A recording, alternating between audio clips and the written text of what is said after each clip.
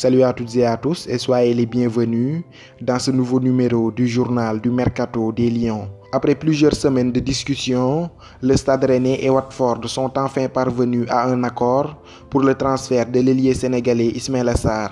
En effet, le natif de Saint-Louis s'est engagé avec les Hornets de Watford dans les toutes dernières heures du mercato anglais et a paraphé un contrat de 5 ans. Le montant du transfert est estimé à 35 millions d'euros, bonus y compris.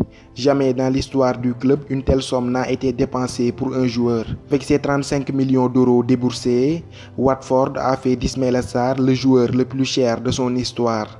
L'international sénégalais a été présenté aujourd'hui et portera le numéro 23. Il rejoint par la même occasion ses compatriotes Sadio Mané et Cheikhou Kouyaté, avec lesquels il évoluera dans le prestigieux championnat anglais. À propos de ce transfert, Ismaïla Sarr confiera aux médias que son rêve de jouer en Première Ligue s'est enfin réalisé avant d'assurer qu'il se donnera à 100% pour son nouveau club.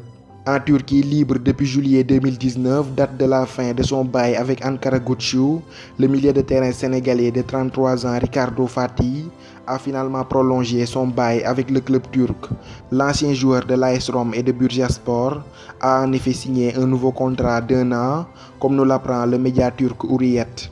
Ricardo Fati s'est dit très heureux de signer ce nouveau contrat avec le club et a exprimé toute son impatience de retrouver les terrains.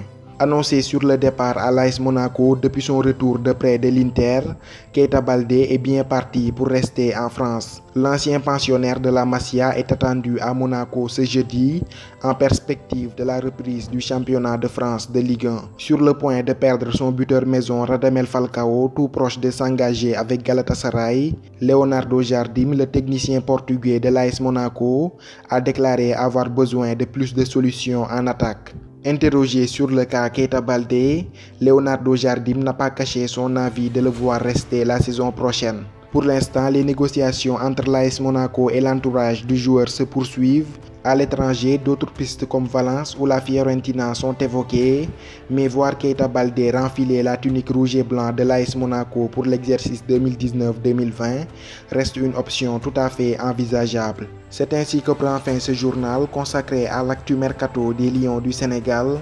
Rendez-vous à très bientôt pour de nouvelles vidéos. D'ici là, portez-vous bien et n'oubliez pas de vous abonner à Footgalsen 10 pour ne rien rater de l'actualité du football sénégalais.